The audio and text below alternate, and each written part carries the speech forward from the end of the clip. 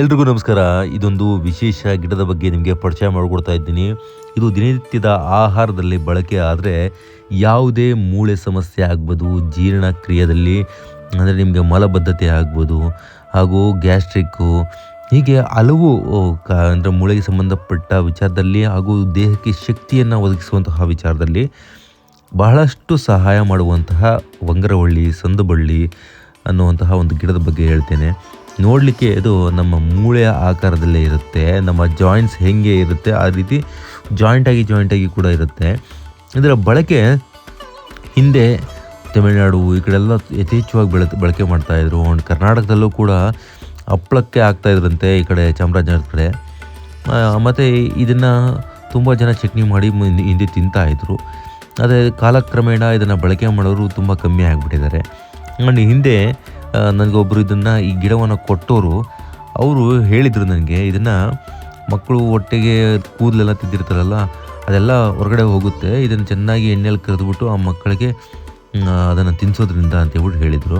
And ಆ ಕಾರಣಕ್ಕೆ ಅಂತ ನಾನು ಈ ಗಿಡವನ್ನು ತಂದೆ, ಮನೆ ಹತ್ರ ನೆಟ್ಕೊಂಡೆ. ನಂತರ ಕೆಲವು ವರ್ಷಗಳಲ್ಲಿ ಇದರ ಅದ್ಭುತ ಗುಣದ ಬಗ್ಗೆ ನಮಗೆ ಗೊತ್ತಾಯಿತು.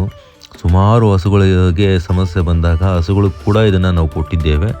ಜೊತೆಗೆ ನಾವು ಕೂಡ ಇದರ ಆರೋಗ್ಯದ ಒಂದು ಮಾಹಿತಿ ಗೊತ್ತಾದ ಮೇಲೆ ಮನೆಯಲ್ಲಿ ಚಟ್ನಿ ಮಾಡ್ತಾಯಿದ್ದೇವೆ. ನಮ್ಮ ತಾಯಿಯವ್ರಿಗೆ ತುಂಬಾ ಒಂದು ಶುಗರಿಂದಾಗಿ ಅವ್ರಿಗೆ ಪೇಯ್ನ್ ಬರ್ತಾಯಿತ್ತು, ಮೂಳೆಗಳಲ್ಲಿ ಪೇಯ್ನ್ ಬರ್ತಾಯಿತ್ತು. ಆ ಸಂದರ್ಭದಲ್ಲಿ ಈ ಚಟ್ನಿಯನ್ನು ಒಂದು ಸಲ ಮಾಡಿಸಿದ್ಮೇಲೆ ಬಹಳಷ್ಟು ಉಪಯೋಗ ಆಯಿತು. ಅವ್ರಿಗೆ ಆ ಪೇಯ್ನ್ ಬರೋದು ಕಮ್ಮಿ ಆಯಿತು, ಮೂಳೆಗಳಲ್ಲಿ ನೋವು ಬರುವಂಥದ್ದು ಕಮ್ಮಿ ಆಯಿತು. ನಂತರ ನಾವು ಕೂಡ ಬಳಕೆ ಮಾಡಿದ್ವಿ, ನಮಗೂ ಕೂಡ ಇದರ ಬೆನಿಫಿಟ್ಸ್ ತುಂಬಾ ಸಿಕ್ಕಿದೆ.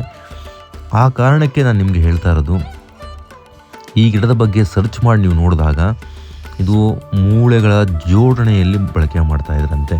ಏನು ಆ ಮೂಳೆಗಳ ಜೋಡಣೆಗಾಗಿ ಎಣ್ಣೆಯನ್ನು ತಯಾರು ಮಾಡ್ತಾಯಿದ್ರು, ಆ ಎಣ್ಣೆಗಳಲ್ಲಿ ಬಳಕೆ ಮಾಡ್ತಾಯಿದ್ರು. ಹಾಗೂ ಇದನ್ನು ಹೊಟ್ಟೆಗೆ ಚಟ್ನಿ ಮಾಡೋರು, ಗೊಜ್ಜು ಮಾಡೋರು, ಹೀಗೆ ಹಲವು ರೀತಿಯ ಪದಾರ್ಥಗಳನ್ನು ಮಾಡ್ತಾಯಿದ್ರು. ಇದನ್ನ ಬಳಕೆ ಮಾಡಬೇಕಾದ್ರೆ ಮುಖ್ಯವಾಗಿ ಆರಂಭಿಕವಾಗಿಯೇ ನಿಮಗೆ ಕೈಗೆ ಎಣ್ಣೆಯನ್ನು ಹಚ್ಕೊಂಡು ಅದನ್ನು ಸುಳಿದು ಮೇಲಿರುವಂತಹ ಹೊಟ್ಟನ್ನು, ಆ ತೋಳನ್ನು ಸುಳಿದು ಬಳಕೆ ಮಾಡಬೇಕಾಗುತ್ತೆ. ಏಕೆಂದರೆ ಅದು ನಿಮಗೆ ಕೈಗೆ ನೆವೆಯನ್ನು ಉಂಟು ಮಾಡುತ್ತೆ. ಆ ಕಾರಣಕ್ಕಾಗಿಯೇ ಕೈಗೆ ಎಣ್ಣೆಯನ್ನು ಹಚ್ಕೊಂಡು ಅದನ್ನು ಸುಳಿದು ನಂತರ ಅದನ್ನು ಚೆನ್ನಾಗಿ ಒಂದು ಎಣ್ಣೆಯಲ್ಲಿ ಕರಿದು, ಈಗ ನೋಡಿ ಇದಕ್ಕೆ ಬೇಕಾಗಿರುವಂತಹ ಕಡಲೆಬೇಳೆ, ಉದ್ದಿನಬೇಳೆ, ಮೆಣಸಿನಕಾಯಿ, ಹೀಗೆ ಇವನ್ನೆಲ್ಲ ಹಾಕಿ ಒಂದು ಕಡೆ ಹುರ್ಕೊತಾರೆ ನಮ್ಮ ತಾಯಿಯವರು. ಹುರ್ಕೊಂಡು ಅದನ್ನು ಒಂದು ಜಾರ್ಗೆ ಹಾಕ್ಕೊತಾರೆ.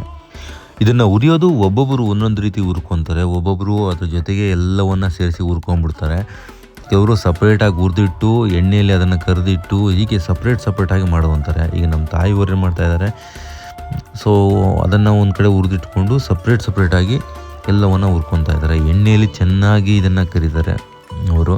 ಕೆಲವರು ಗೊಜ್ಜು ಮಾಡೋರು ಡೈರೆಕ್ಟಾಗಿ ಎಲ್ಲವನ್ನು ಒಟ್ಟಿಗೆ ಹಾಕ್ಕೊಂಡು ಕರೆದುಕೊಂಡ್ಬಿಡ್ತಾರೆ. ಬಟ್ ನಮಗೆ ಸಿಕ್ಕಿರೋದು ನೋಡಿ ಎಷ್ಟು ಎಳೆದಂತ. ಈ ಎಳೆದನ್ನು ನೀವು ಬಹಳ ಚೆನ್ನಾಗಿ ಯೂಸ್ ಮಾಡ್ಬೋದು. ಭಾಳ ಚೆನ್ನಾಗಿ ಅದು ಮೆದುಗುತ್ತೆ, ಬೇಗ ನಿಮಗೆ ಅದು ಗೊತ್ತೇ ಆಗೋದಿಲ್ಲ, ನೀವು ತಿಂತಾಯಿದ್ದೀರ ಅನ್ನೋದೇ ಗೊತ್ತಾಗೋದಿಲ್ಲ, ಅಷ್ಟು ಚೆನ್ನಾಗಿರುತ್ತೆ ಇದು. ಆದರೆ ಇದನ್ನು ಯಾವಾಗಲೂ ಅಷ್ಟೇ ನಿಮಗೆ ಹಸಿ ಸಿಕ್ಕಿದ್ರೆ ಮತ್ತೆ ನೆವೆ ಆಗುತ್ತೆ. ನೀವು ಸರಿಯಾಗಿ ಎಣ್ಣೆಯಲ್ಲಿ ಚೆನ್ನಾಗಿ ಫ್ರೈ ಮಾಡದೆ ಏನಾದರೂ ಇದನ್ನು ತಿಂದುಬಿಟ್ರೆ ಮುಗೀತು. ಸ್ವಲ್ಪ ಹಸಿ ಇದ್ರೂ ನಿಮ್ಮ ಬಾಯಿಗೆ ತುಂಬ ನೆವೆ ಆಗುತ್ತೆ. ಸೊ ಕೆಲವರಿಗೆ ಎದೆಲೆಲ್ಲ ನೆವೆ ಆಗೋಕ್ಕೆ ಶುರು ಆಗುತ್ತೆ. ಆ ಸಂದರ್ಭಕ್ಕೆ ಅಕಸ್ಮಾತ್ ಯಾವಾರು ಮಾಡ್ಕೊಂಬಿಟ್ಟಿದ್ರು ಹುಣಸೆ ರಸ ಇರುತ್ತೆ, ಹುಣಸೆ ರಸನ ಚೆನ್ನಾಗಿ ಕಿವುಚ್ಬಿಟ್ಟು ಕುಡಿದ್ಬಿಡಿ, ಅಷ್ಟೇ ಶುರು ಹೋಗ್ಬಿಡುತ್ತೆ. ಇದನ್ನು ಯೂಸ್ ಮಾಡಬೇಕಾದ್ರೂ ಅಷ್ಟೇ, ನಾವು ಗೊಜ್ಜು ಮಾಡಬೇಕಾದ್ರೆ ಹುಣಸೆ ರಸ ಬಿಡಬೇಕು. ಬಿಟ್ಟರೆ ಆ ಒಂದು ಏನು ನೆವೆ ಆಗುವಂಥದ್ದು ಅಂಶ ಹೋಗ್ಬಿಡುತ್ತೆ. ಇದು ಕೆಟ್ಟದಲ್ಲ, ಆರೋಗ್ಯಕ್ಕೆ ಬಹಳ ಒಳ್ಳೆಯದೇ. ನೆವೆ ಆದರೂ ನಿಮಗೇನು ತೊಂದರೆ ಆಗಲ್ಲ, ಯಾವುದೇ ರೀತಿ ಅನಾರೋಗ್ಯ ಬರೋದಿಲ್ಲ. ಬಟ್ ಏನಂದರೆ ನೆವೆಯಿಂದ ನೀವು ಸುರಕ್ಷಿತ ಆಗಬೇಕಾದ್ರೆ ಎಣ್ಣೆಯಲ್ಲಿ ಕರಿಬೇಕು, ಹುಳಿಯನ್ನು ಬಿಡಬೇಕು, ಬಳಕೆ ಮಾಡಬೇಕು. ಮುದ್ದೆ ಕೂಡ ರೆಡಿ ಆಗ್ತಾಯಿದೆ. ಮುದ್ದೆ ಜೊತೆ ಈ ಒಂದು ಚಟ್ನಿಯನ್ನು ಮಾಡ್ಕೊಂಬಿಟ್ರೆ ಮಸ್ತ್ ಕಾಂಬಿನೇಷನ್ ರೀ. ಚಟ್ನಿ ತಿನ್ನೋಕ್ಕೆ ಬಹಳ ಚೆನ್ನಾಗಿರುತ್ತೆ. ತುಪ್ಪ ಹಾಕ್ಕೊಂಬಿಟ್ರಂತೂ ನೆಕ್ಸ್ಟ್ ಲೆವೆಲು. ಜೀರಿಗೆ ಮತ್ತು ಕೊಬ್ಬರಿಯನ್ನು ಕೂಡ ಹಾಕ್ಕೊಬೇಕು, ಒಂಚೂರು ಹುಣಸೆ ಹಣ್ಣನ್ನು ಕೂಡ ಹಾಕ್ಕೊಬೇಕಾಗುತ್ತೆ.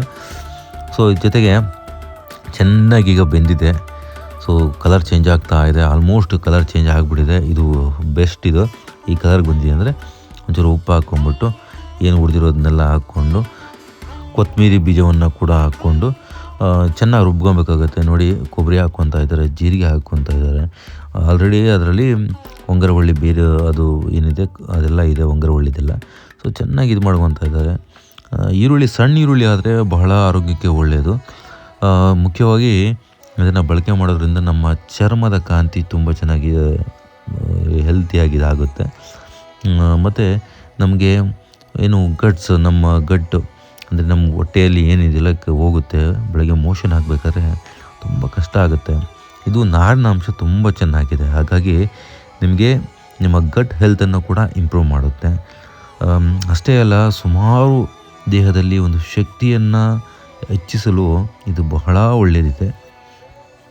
ಕ್ಯಾಲ್ಶಿಯಮ್ಮು, ಫಾಸ್ಫರಸ್ಸು ಯಥೇಚ್ಛವಾಗಿರೋದ್ರಿಂದ ಮೂಳೆಗಳನ್ನು ಶಕ್ತಿಯುತವಾಗಿ ಮಾಡುತ್ತೆ. ನಿಮಗೆ ಜಾಯಿಂಟ್ ಪೈನ್ಗಳಿದೆಯಲ್ಲ, ತುಂಬ ಜನಕ್ಕೆ ವಯಸ್ಸಾದ ಮೇಲೆ, ಶುಗರ್ ಬಂದ ಮೇಲೆ, ಹೀಗೆ ಹಲವು ಸಮಸ್ಯೆಗಳಿಂದಾಗಿ ಜಾಯಿಂಟ್ ಪೈನ್ ಬರುತ್ತೆ. ಅಂಥವರು ವಾರದಲ್ಲಿ 1-2 ಸಲ 3 ಸಲ ಯೂಸ್ ಮಾಡಿದ್ರೆ ಕ್ಯಾಲ್ಶಿಯಂ ಟ್ಯಾಬ್ಲೆಟ್ ತಗೊಳ್ಳೋ ಅಗತ್ಯನೇ ಇಲ್ಲ. ಸೊ ಆ ಮಟ್ಟಕ್ಕೆ ನಿಮ್ಮ ಆರೋಗ್ಯವನ್ನು ವೃದ್ಧಿ ಮಾಡಿಬಿಡುತ್ತೆ. ಬೆಳ್ಳುಳ್ಳಿ ಹಾಕ್ಕೊಂಡಿದ್ದಾರೆ, ಉಪ್ಪು ಹಾಕ್ಕೊಂಡಿದ್ದಾರೆ, ಕೊತ್ತಂಬರಿ ಸೊಪ್ಪು ಹಾಕ್ಕೊಂಡಿದ್ದಾರೆ, ಕೊತ್ತಂಬರಿ ಬೀಜ ಹಾಕ್ಕೊಂಡೋಗಿದ್ದಾರೆ, ಮತ್ತು ಉದ್ದಿನಬೇಳೆ, ಬೇಳೆ, ತೊಗರಿಬೇಳೆ, ಕಡಲೆಬೇಳೆಯನ್ನೆಲ್ಲ ಹಾಕ್ಕೊಂಡು ರೆಡಿ ಮಾಡ್ಕೊಂಡಿದ್ದಾರೆ. ಲಾಸ್ಟಲ್ಲಿ ಒಂಚೂರು ನೀರು ಹಾಕ್ಕೊಂಡು ರುಬ್ಕೊಂಬಿಟ್ರೆ ರೆಡಿ ರೀ.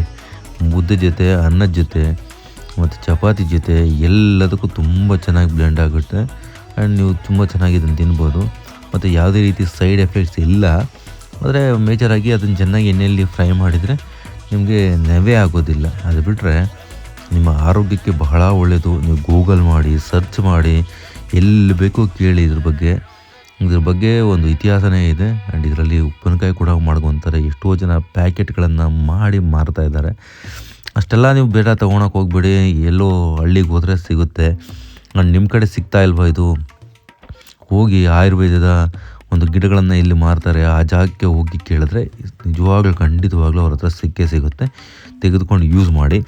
ಈ ಒಂದು ಸಣ್ಣ ಬೇರಿದ್ರೆ ಸಾಕ್ರಿ, ಒಂದು ಸಣ್ಣ ಜಾಗದಲ್ಲಿ ಊತ ಹಾಕಿದ್ರೆ ಅದು ಅಂಟ್ಕೊಂಡು ಬಂದ್ಬಿಡುತ್ತೆ. ಸೊ ಚೆನ್ನಾಗಿ ನೀರು ಅದಕ್ಕೆ ಸಿಗ್ತಾ ಇದ್ದರೆ ನೀವು ಆಟೋಮೆಟಿಕ್ಕಾಗಿ ಚೆನ್ನಾಗಿ ಬೆಳ್ಕೊಂಬಿಡುತ್ತೆ. ಆ್ಯಂಡ್ ಕಟ್ ಮಾಡಿ ಯೂಸ್ ಮಾಡ್ತಾನೆ ಇರ್ಬೋದು. ಮೇಜರಾಗಿ ಅದಕ್ಕೆ ಒಳ್ಳೆ ಮಣ್ಣು, ನೀರು ಸಿಕ್ಬಿಟ್ರೆ ಏನು ಔಷಧಿ ಹೊಡೆಯೋ ಅಗತ್ಯ ಇಲ್ಲ, ಹುಳ ಬೀಳಲ್ಲ, ಏನಿಲ್ಲ. ಇವಕ್ಕೆ ಎಲ್ಲಿ ಬೇಲೆ ಮೇಲೆ ಹಾಕಿದ್ರೂ ಅಂಟ್ಕೊಂಡು ಮತ್ತು ಅದು ನಿಮಗೆ ತನ್ನ ಶಕ್ತಿಯುತವಾದಂಥ ಒಂದು ಬಳ್ಳಿಯನ್ನು ಕೊಡುತ್ತೆ. ನಿಮ್ಮ ಆರೋಗ್ಯಕ್ಕೆ ಇದು ಬಹಳ ಮುಖ್ಯ. ಎಷ್ಟೋ ಜನ ಡಾಕ್ಟರ್ಗಳು ಕೂಡ ಇದನ್ನು ಬಳಕೆ ಮಾಡ್ತಾ ಇದ್ದಾರೆ. ಯಾಕೆಂದರೆ ನ್ಯಾಚುರಲ್ಲಾಗಿ ಇದು ಕೆಲಸ ಮಾಡೋದ್ರಿಂದ ನಿಮ್ಮ ಆರೋಗ್ಯ ವೃದ್ಧಿಯಲ್ಲಿ ಪ್ರಮುಖ ಪಾತ್ರವನ್ನು ವಹಿಸುತ್ತೆ. ಹಾಗಾಗಿ ಇದನ್ನು ದಯವಿಟ್ಟು ಬಳಕೆ ಮಾಡಿರಿ, ಎಲ್ಲರೂ ಬಳಕೆ ಮಾಡಿ. ಚಟ್ನಿ ಈಗ ರೆಡಿ ಆಗಿದೆ, ನೋಡ್ತಾ ಇರ್ಬೋದು ಚಟ್ನಿ ಎಷ್ಟು ಚೆನ್ನಾಗಾಗಿದೆ ಅಂತ. ಗೊತ್ತೇ ಆಗಲ್ಲ. ಇದು ತಟ್ಟೆಗೆ ಹಾಕ್ಕೊಂಬಿಟ್ಟು ಒಂದು ಮುದ್ದೆನ ಇಟ್ಕೊಂಬಿಟ್ಟು ತಿಂತಾಯಿದ್ರೆ ನೆಕ್ಸ್ಟ್ ಲೆವೆಲ್ಲು. ಪಲ್ಯ ಒಂದು ಮಾಡ್ಕೊಂಬಿಡಿ, ತೊಂಡೆಕಾಯಿ ಪಲ್ಯ ಮಾಡ್ಕೊಂಡಿದ್ವಿ. ತೊಂಡೆಕಾಯಿ ಪಲ್ಯ ಕೂಡ ಶುಗರ್ಗೆಲ್ಲ ಬಹಳ ಒಳ್ಳೆಯದು. ಆ್ಯಂಡ್ ಅದ್ರ ಜೊತೆ ಒಳ್ಳೆ ಮುದ್ದೆ ತಿಂತಾಯಿದ್ರೆ ಬೇರೆ ಲೆವೆಲ್, ಸೂಪರ್ ಇದೆ. ಟ್ರೈ ಮಾಡಿ. ಆ್ಯಂಡ್ ಇದ್ರ ಬಗ್ಗೆ ಸಂಬಂಧಪಟ್ಟಂತೆ ಇನ್ನೊಂದು ವಿಡಿಯೋ ಕೂಡ ಇದೆ. ಸೊ ಇದು ಯಾವ ರೀತಿ ಗೊಜ್ಜು ಮಾಡೋದು ಅಂತ. ಆ್ಯಂಡ್ ಅದರ ಲಿಂಕನ್ನು ಕೂಡ ಪೇಸ್ಟ್ ಮಾಡಿರ್ತೀನಿ ಡಿಸ್ಕ್ರಿಪ್ಷನಲ್ಲಿ, ಚೆಕ್ ಮಾಡಿ.